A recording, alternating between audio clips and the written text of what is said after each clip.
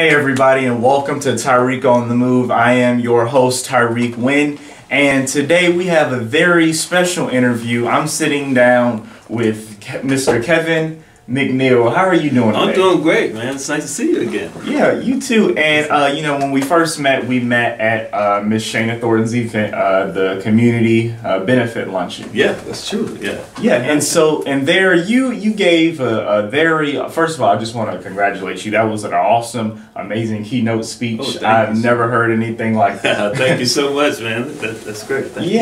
And so, you know, first off, I want to start out. You wear a lot of hats. I do. You're an author. You've written many books over here. We're gonna get into that in just a few minutes. But what other hats do you wear? What are some stuff that you do? Well, right now I own the organization called the 12 Project. The 12 Project is an organization that I created to educate the public on the effects of abuse. As a law enforcement officer, I spent 20 years as a law enforcement officer. 12 of those years was a special victim detective. I was investigating child abuse, child molestation, human trafficking, domestic violence, and child molestation. And what I found as a police officer, the conversation about abuse was being held in courtrooms. It was being held in conferences amongst professionals, but no one was taking this information that we had and spreading it out to those people who were affected the most, which was the community itself. So I started an organization. They gave me an ultimatum. Basically, my police department told me I couldn't do both. So after 20 years of doing that, you know, I resigned. You know, I chose to do advocacy full-time. And I started the 12 Project as a result of that. And that's what our goal is. That's what I do now. I write material, books, to educate, facilitate conversations around abuse and motivate people to stop abuse. So that's what I do now. So author, motivational speaker, I'm a consultant for several organizations on how to better the environment of abuse and how to prevent abuse. Okay. Now, you know, with being a police officer, what was, you know, like, what are some type of things that you had to do specifically? You know, what was that experience like? Man, that was a real challenging experience because you see things that you normally won't see. Children, dead children, investigating child molestation, some of the things that people did to children was just unbelievable. Domestic abuse, so some of the things that people see on the news that saw parts and snippets, I was seeing the big picture. I was seeing families destroyed, because once I put somebody in jail, it wasn't just the fact that the person went to jail, now the family and the victim was stuck with the trauma that was associated with the abuse itself. So I saw a lot of families destroyed, I saw a lot of communities destroyed, and it was just heart-wrenching to see that. Now, as an officer, were there like specific things that you had to do with the families to kind of, you know, help them kind of recover? Yeah, and that's one of the things that helped me start the 12 Project. The police department was more interested in putting people in jail and getting justice that way. But I saw it was more than just putting people in jail, because the families needed someone to understand their plight. And so a lot of times I interviewed the families, I helped them understand the effects of trauma. As I learned about trauma on the brain and how it affected families, I taught the families on what to expect going forward. So a lot of families confided in me and called me even after I closed the case to kind of find out what they can do better to help their child or their victim better get through the abuse itself. Okay, and you know, with this 12 Project, let's get more in depth with that. Tell the people what the 12 Project is. You know, if there's an option for people to get involved. You know, what about this organization? The 12 Project is an organization where we actually basically just educate. Our motto is to facilitate. To educate, facilitate, and motivate. Educate people about the effects of abuse, facilitate conversations around abuse, and motivate people to stop abuse. People can get involved by going to the website, www.the12project.com, and reading up on what we do and ordering some of the books. Every book that I write, particularly pertaining to abuse, I try to connect it to an organization that helps abuse victims. Okay. So my books are not just sold for me personally, but they're sold to help raise money for organizations that can help victims of abuse. So I try to attach my work to a cause. So I don't just do work just to do it. So everywhere I speak, I try to bring it out and that we need to do more to help abuse victims, not just talk about the problem, but become part of the solution. Okay, so, you know, with this, 12 Project, you were talking about helping people that, face child abuse. Is there anything that triggered this problem for you to be able to find a solution to this specific problem? Interesting that you asked that. Most people who've heard me speak, they know my story. At the age of 12, I was walking home from a friend's house, and I decided to take a shortcut to get home. I was already past my curfew, and I wanted to get home quicker so my mom wouldn't worry about me. And as I was walking, I crossed over some railroad tracks, and this guy came out of nowhere and kidnapped me, abducted me, dragged me down to the bleachers, underneath the bleachers, and he sexually assaulted me, raped me. And once he was done doing that, he got on top of me and began squeezing my neck and slamming my head on the ground. He wanted to kill me. He knew if I walked away, he would probably get caught. So as I was laying there on the ground thinking about my life, thinking about my mom, I didn't want them to find me on a set of bleachers like that. I decided to fight back. You know, I fought him back, and I fought him with all I had, a 12-year-old boy fighting a grown man.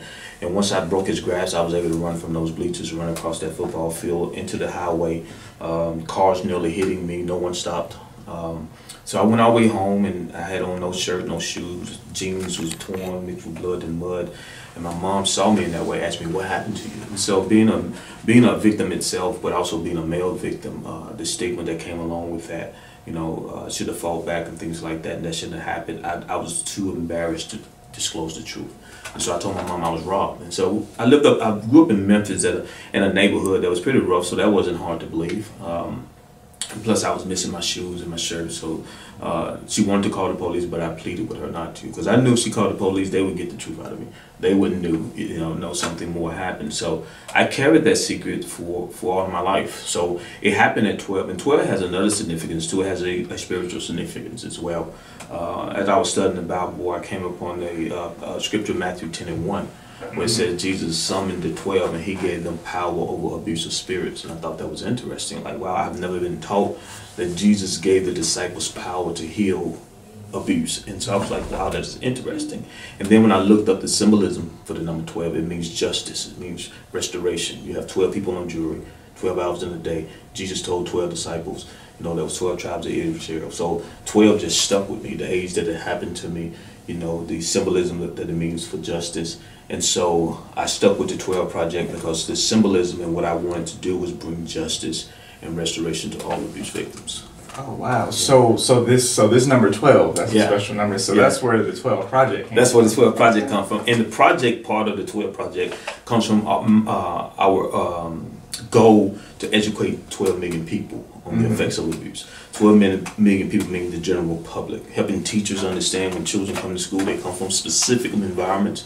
So if they're coming from abusive environments, they're not just bad kids who don't have the ability to learn. It's the effects of trauma has affected their ability to learn. So helping the whole community, churches, I speak at churches, I speak for corporations, and I sit on several boards and organizations and teach them how abuse affects their productivity in the workforce. So abuse affects everything, not just individuals, but it affects us as a whole. In fact, I believe that the violence we're seeing in our community today is a result of the abuse that we didn't address on yesterday. So that's why I think it's so important that education is so important. Yeah, and with you sitting on these boards, how did you get these opportunities to be able to do that? Public speaking, like when you saw me speaking, and people like the unique approach I brought to the subject matter, because it's a serious subject matter and no one really wants to talk about it. So you have to find a way. In the beginning I was going to write these serious research books about abuse and effects of abuse, but it then tailored to my audience. And I was like, are they really going to pick this up? The people who really want to read it and affected by it the most. And so I decided to write novels and books that really sent the message and made people want to be a part of the solution. And so I guess people saw that. And so corporations saw the unique way I brought the message. And so they wanted me to sit on their boards and make decisions and help them make decisions using my detective experience as an investigator to help them kind of create environments where it was safe for kids. Okay. All right. And speaking of those books, let's go ahead and get into some of those. Okay, so This is the most recent book that you wrote. It's called Kevin, the Invisible Little Boy, and this is by, of course, you. And so, well, first off, let me say I do like the title. It's really nice trees and stuff. So basically, kind of, explain, what the book is about and when did you release it? Yeah, I released it. I just released it, re-released it today. What it was, I broke it up in sections. And so at first it was a part 1, part 2, and I hadn't finished part 3. So I just finished part 3, and I combined all the sections together and re-released it this week. And what is it about? It's almost my story told in a fictional way. It's about a little boy whose name's Kevin, and he meets this mysterious man underneath a set of bleachers, and he wants to be invisible because he's always bullied, he's always talked about, and he was molested as a child. And so he doesn't want the world to see him as he is because he's ashamed of who he is. And so he meets this man under the same set of bleachers one day while walking home from school that his assault occurred. And this man tells him about this mysterious forest called the Healing Forest. So he tells Kevin, you know, you can go into the Healing Forest and be invisible. So Kevin takes his offer, and when he goes into the forest, he meets these characters like pain, shame, guilt, fear, and he befriends them. And so he befriends all these characters that represent emotions that abuse victims have, and as a result of that, they make him feel comfortable in the dark forest. But one day he sees this mysterious light just float across the trees, and he's just attracted to it, he's drawn to it, and the light gives him a feeling that he's never had before. And pain, shame, guilt, and anger tells him never go towards the light because the light will draw him out of the forest and they'll no longer be friends. Well, his curiosity gets the best of him, and he actually follows the light one day and finds out the light is hope. And so hope tells him, you know, he can't remain in the forest. He loves hope, so he wants to follow hope out of the forest, but hope tells him he must choose. He can't stay invisible in the forest with his friends, danger, anger, pain, guilt, and shame if he wants to go into the world, to be visible again. So in order to leave the dark place where he's at, which is pain, shame, guilt, and anger are his friends, he has to be willing to follow hope into the light. And so that's the challenge he has to choose. And so then I show his recovery and how he goes from abuse victim to discovering how to love himself. So it's a transgression. It's like a book that talk about how abuse victims can go from being attached or being hidden in that dark place to coming into the light and living their purpose in life. And so the transformation in the process that it takes. And so I help the victim walk through those and do it in story form. Okay, that's real good, and this is a really great story. I like what you told about it. Now you did mention hope, and at the event, that was what the event was about, and you talked a lot about hope during your keynote. So just explain, you know, what does hope mean? What is it? What are people supposed to think when they get the word hope? Yeah, and you know, hope is something that we can't do by ourselves. It's something that's integrated into the community, and I think at the event I use hope as an acronym, helping other people excel.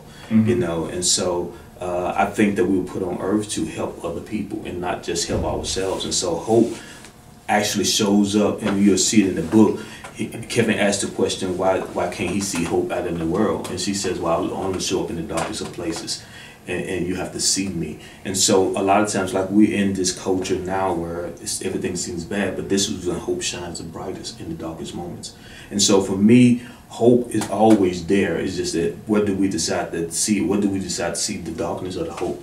And so the hope for me is, despite what is going on in the world, we together can make a difference. You know, if we try to do it, but there's no lone hero, no superhero. You know, I know we love superhero movies, but the truth of the matter is, we have to do this together. So I think hope is embodied in community. Wow. Yeah, and I really like that word because, you know, you have to have hope. You got to. Yes, sir. Yes, and another thing, hope, as college students, we gotta have that hope. Oh yeah, definitely. And so this is the first book. That's the first book I did. Okay. You know, one of the things I had to learn about writing is that there's a difference between being an author and being a writer. You know, being an author, you can write a book, but being a writer makes you put out material that have impact. You know, and so this was my first project, and I really want to help law enforcement to understand how to better investigate cases, because I was never taught about victimology as a law enforcement officer. Here I was investigating all these abuse cases, and no one sat me down and taught me how to respond to victims. And so they taught me how to question perpetrators and suspects, but as a result, we were re-traumatizing victims. And so once I learned victimology, the effects of trauma on the brain, how victims remembered in fragments because part of the brain that remembered was affected by the trauma, I started passing this information along to law enforcement. Okay. Well, my police department really didn't see a need for that at the time. And so I said, okay, you know, if you can't plant seed where you at, you know, plant seeds somewhere else. Yeah. So I decided to write a book and make it available for other law enforcement agencies, in which they picked up, and a lot of them decided to like it. Yeah. Oh wow. Yeah. Okay. Right. Yeah. So, and this officer, is this supposed to be you?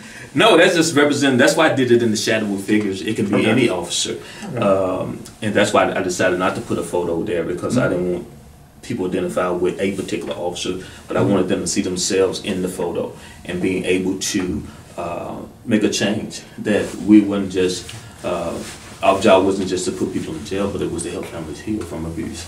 And so just putting people in jail is part of the equation. But if you're not helping families get through the process and setting them up with the necessary social services, the actual support that they need to get through this event, because it never goes away. And so just because I put somebody in jail doesn't mean the abuse stops, but the trauma from the abuse stops. Okay. And it says Child Abuse Investigations Workbook. So what type of stuff can you do in the book? Anything specifically? Well, what I do is I kind of navigate them through a conversation, like help them understand if a victim doesn't remember, here's possibly why. Okay. Instead of asking victim a question this way, you may want to phrase the question this way. Okay. And so it's kind of walking them through alternative ways. It's kind of getting them out of the way in which we've been taught. You know, we've been taught to use the victim to get to suspect. You know, suspect is the focus. This book teaches you, and I teach also, that the victim is the focus of every investigation, not the suspect. The victim, the care of the victim, the recovery of the victim, the support of the victim, and getting the suspect is just part of that process. But typically law enforcement, traditionally, all the focus goes towards the suspect. We got to get the guy, and in the process, we'll use the victim, we'll use the victim's family. You know, we won't even cater to the family. We'll use them to get the information we need just to make an arrest. And then once we make an arrest, we're done with them.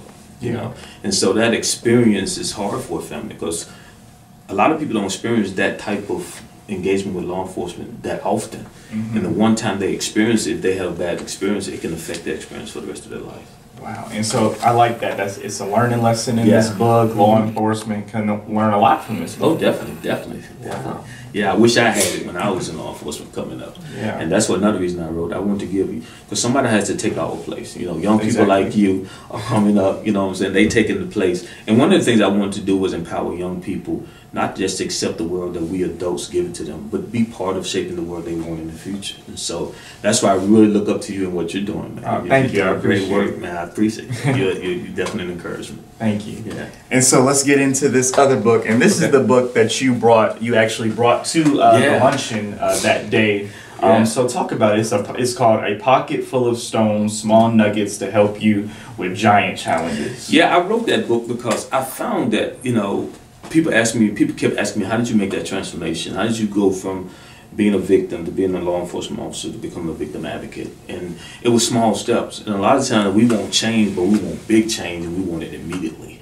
And so what I discovered, you know, being a man of faith, is as I was studying the Bible and looked at David's story in the Bible, I saw that, man, he defeated a giant with a small rock. You know, and it wasn't the rock itself, but it was the power that God put behind the rock. Because it wasn't just God putting power behind the rock, but putting power behind David, a man that understood the importance of small things. And it's those small things that build faith with God and yourself that you can accomplish big things. And so, you know, I use the scripture in there, he who's faithful with little things will be faithful with much. And so in this book, I talk about the little things, like your time, how you spend your time, how you manage your thoughts. You know, how do you really honor and show gratitude towards what you have versus what you don't have. And so it's those small things that led me to it, because I could have easily looked at my life, and I'm one of the lucky ones. You know, some people who've gone through what I've gone through, turned to drugs and alcohol and crime, and my transformation happened slowly but surely by using small steps. It was in small increments. You know, it wasn't one this big. I woke up one day and said, hey, you know what, I'm gonna do this. You know, so it happened in small steps. So I use this book to chronicle how God used those small steps to make a big impact in my life, and I want to help other people do the same. Yeah, and that's good, because people, you know, people out there, they just want it immediately, and they don't want to take the small steps to get, get to that big place in their life. But this is a really good book, and I really like the title because it's gonna make you read it. So, thank you. I appreciate that. I think people can learn a lot from this book. Yeah. And with this next book, this is this for parents? That's for parents. Okay. And that goes along with my desire to educate the public. And what I was finding that in a lot of my investigations that parents were being left out of the equation. Mm-hmm. Like we would get their kids and tell them, bring your kid in for an interview. And we would tell the parents, wait in the lobby. We're going to take your 3, 4, 5-year-old in the back. And then we'll come back and hang your child back. And then we'll say, okay, we're done. And then the parents say, can I see the interview? Like, no, because there's evidence you can't see the interview. Well, as a parent, that was upsetting. Like, they felt like they wasn't part of the process. And then when they showed up, they had these other people. They may have talked to me over the phone, met me in person, but when I have the interview, I have a social worker, I can have a forensic interviewer, I can have the Department of Family and Children's Service sitting at the table. So they walk in the room and they're bombarded with all these strangers. Like, wow, who are all these people? You never told me all these people were going to be here. And so even though they introduce themselves, the person is caught off guard. And we never explain to them why these persons need to be involved in their child's investigations. Again, we make the investigation priority over the victim. This way, we make the victim and the family's priority over the investigation. So I was this right here. I made a play on Mummies, the Dummies series for dummies, and so I made understand abuse investigations for mummies and daddies. So this gives the parents, if your child has been abused or you're involved in any type of investigation with abuse, it gives them simple explanations. What's the detective's job? What to expect? Mm-hmm. What is a forensic interview? And why am I bringing my child to a forensic interview? It explains why my child getting an examination? What is the examination for? It was just touching. It explains things like when you go to court, what to expect when you go to court. What is a child advocate? What is a district attorney? What is a defense attorney? Why does my child have to take the stand?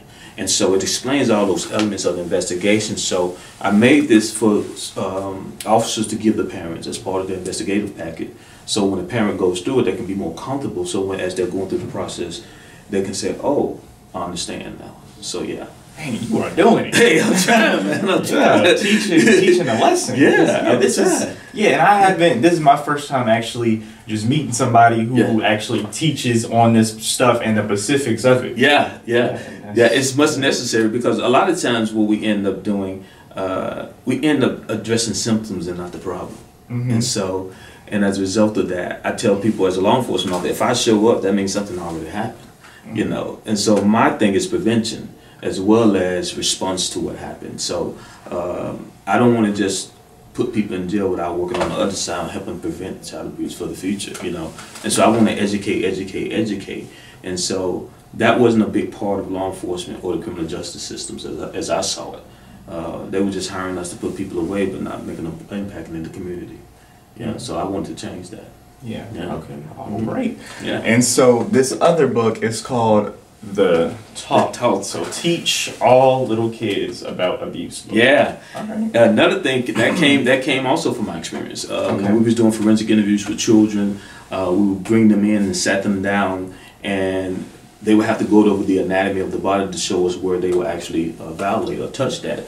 And the kids didn't know the proper names of the body, the anatomy, and they didn't know what was wrong until it happened. And so, I had one case, for instance, a child told a teacher that her uncle touched her pocketbook because that's what the parent taught her that part of the body was. And so, of course, as the teacher, her response was, "Well, tell your uncle stop touching your pocketbook." So the child in the child's mind thinking, "Okay, I did what I was supposed to do. I told somebody," and so an adult agreed with it, so it must be okay. So not understanding those elements in the anatomy of the body, and it kind of confused the child. And I noticed a lot of parents were having this difficult time. Like, I don't want to discuss that possibility with my child unless it happens to my child. Well, if it happens, then it's too late. Children don't know how to say, "No, this is my body, it belongs to me." And there's actual cheer. And the 3 characters in there is a reporter, is a police officer, and a cheerleader. The reporter helps them how to report, who you report to, and how to report it. The police officer talks about good and bad touches, what is appropriate and what is inappropriate. And the cheerleader teaches them mature about their body. They say, "This is my body, it belongs to me. This is my body, it allows me to be." So giving the child an indication that their body belongs to them. It's their ownership, their property. And so no one has the right to touch them, you know. And so I wrote that book for parents to have that difficult conversation. So it's animated, and parents can walk through the book and help the child understand who to report to, what's good and bad touches, and they can. I didn't tell them what to name the parts of the body. Parents themselves can decide what they want to tell the children. But it is a diagram in there to show what's good and bad touches. Yeah, I like that. At the same time, you're teaching, but you letting parents. Yeah, let parents have the freedom to say, hey, however you want to teach this to your child, but you need to have the conversation. This is part of that book what Don't Talk to Strangers conversation we have with kids. This needs to, in the world we live in today, unfortunately, we have to incorporate this conversation as well to teach our little children about abuse. So that's why I named it The Talk. You gotta have to talk with the kids, before it happens, and you decide you want to have the talk prior to it happening. Yeah, and that's speaking of the talk, parents, sometimes they can get kind of confused at what age do you have the talk. What's the age that you recommend that parents have this talk with their children? That's a good question. It depends. Parents know that child. Some children, I'm amazed at children. Some children, they catch on quicker than others, and some children, they seem to get it. And I would say for the parents to really kind of gauge where they think that children can understand what they're really saying to them and what they're really teaching them. Some children as early as 3 can learn that, so because kids get to a certain age where they become explorers. They want to explore, And when they know, okay, this is inappropriate, then they can understand, particularly when it comes to adults. I learned that no one is to touch me. No one, and one of the things I talk about in the book, there's no such thing as secrets. When it comes to this subject matter.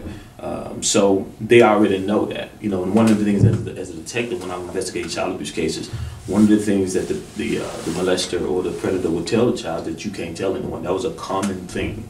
And that was grooming behaviors. As part of their grooming behaviors, grooming the child so they can abuse them. So the child understands once they hear that keyword secret, they know it's bad. Yeah. Okay. Wow. All right. Well, okay. So parents, parents have learned something during this interview. Children have learned something. Everybody's learning. I'm trying to get the whole community, and really trying to get it all around because again, going back to the whole thing. We can't do it alone. It takes a community, It takes a community, and it goes back to that old saying, "It takes a village to raise a child." And that's so true. And so, we can't just sit back and complain about what's wrong with the world. We have to become a part of the solution to fix it.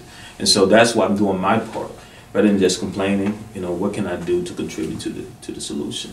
Yeah, definitely. Because if there's a problem, we need a solution. That's to it, and that's what we have to do. That's it. And so back to the 12 project. So this is you all's shirts. Yeah, that's the shirts that we just had created, and that's actually E12. I don't know if you can tell, but E12, which stands for Educate 12. And so educate 12 million people is the goal, and our mission statement is actually put in there: educate people on the effects of abuse, facilitate conversations around abuse, and motivate people to stop abuse. So that's what that shirt is about. And our website is on the shirt as well. So we try to do a promo to give those away when we can, along with book signings to help kind of people spread the message and that we need to educate ourselves on the effects of abuse. Yeah. Okay, gotcha. And so, with all this, we had a really great time sitting down and stuff. We got to talk about the books. We got to talk about the 12 Project. We got to talk about an array of things. Yeah. There's actually something going on currently right now as far as child abuse is concerned. This whole big R. Kelly situation. Oh yeah. What's your opinion on that? I just think that it's time, right? It's like victims won't. It's an example of what happens when victims are empowered to speak out, and how that everybody's held accountable, no matter your status, no matter who you are. That you got to be held accountable for these actions. And for me, I think that the writing on the wall was way back when. There were certain things and clues that we had seen in the media, and I think finally justice has come, and for him. And it doesn't matter who you are, what your status is, and what talents you have. If you're doing something to affect kids, you're affecting the future. And I always tell people one of the harshest statements that I've ever heard Jesus say in the Bible was pertaining to children. And it was, if anyone of you do anything to one of these little ones, it was better for you to tie a millstone around your neck and be thrown in the lake. I mean, that's pretty harsh. Whether you interpret in Greek or Hebrew, that's like plain English. So for me, his music doesn't matter to me if he's harmed children. You know, I understand you're talented, but when you start touching children and harming their futures, because it's not just you're touching and you're molesting children, you're destroying their futures. And so my goal is making a better tomorrow for today's children. And for me, you know, I really am impressed by those victims' courage to come forward, because I know as a victim myself how much courage that takes. And so I think it's a perfect example of what happens when we as a community tell the victim, we believe you. You know, we support you, and it makes more victims. As you, I think this came out because of what was happening in the news with the Catholic Church, with some of these producers in Hollywood. People were coming out and voicing their voices and saying, "Hey, this happened to me," and I believe this is what gave those victims the power. And now we see that, hey, you can't hide behind your celebrity, you can't hide behind your positions. That the community job, we coming after you if you indeed are molesting our children, because you're actually destroying our future. And so, you know, I think it's timely. I wish it would have happened earlier. Many more lives probably would have been saved as a result, and the people that are around him that enabled it. You know, just like it takes a community to do good, it takes more than one person to commit evil. So particularly if you're being silent and watching it happen, then your silence becomes participation. Yeah, and you know, the people that are working with this case, it sounds like they need your books. Oh yeah, I'll be more than happy to get into them. And again, like, my books go towards helping victims. I'm not just writing books to really make money, but I want to send a message out there, and also at the same time help victims recover from that abuse, because they need therapy. They need more than just therapy. They need, you know, clothing. They need job skills, because the trauma has destroyed their lives so much they give up.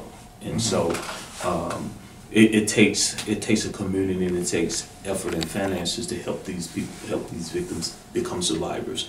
And my goal is to help a victim not only become a survivor, but help the survivor become a voice.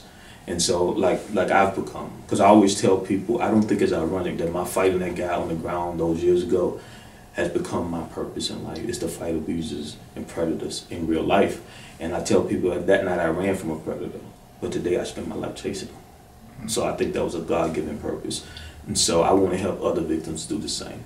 Yeah, and definitely, I love what you're doing. Thank you. I love everything. I like the books, I like the shirt, I like the organization. I just really like what you're doing, being able to help these people, and that's really great. So in closing, I want you to go ahead and give out your social media, also how people can get involved with your organization, where people can find your books, and how people can support you. Yeah, people can find my books on Amazon.com or Borders.com. Did I say Borders or Barnes & Nobles? Barnes & Nobles, I'm sorry. Barnes & Nobles. You can go to my website, the W12project.com. And just check out what we're doing. I speak all over the country talking about this subject matter, and currently we're in the process of putting up a actual virtual classroom where I can teach online, and so parents can go to that and learn lessons about abuse and what we're doing. So, you know, the books are really the avenue for which I help people, because the books help, you know, fund what my cause is, and it helps give back to the organizations that's doing something about this. Yeah. All right. Well, yeah, you all definitely got to make sure you go out and buy these books, go out and follow them on social media, go to the website, do all that good stuff. And I just want to go ahead and thank you so much for being able to come on the show. We had a pretty great time. We talked about some great stuff that, you know, people can get helped out in this world, and people need this, and people need this as some stepping tools for their life. So I appreciate you being able to share your story and share your products with the people out there. But thank you, Tyrik, for having me. It's a pleasure. Thank you so much. I appreciate it.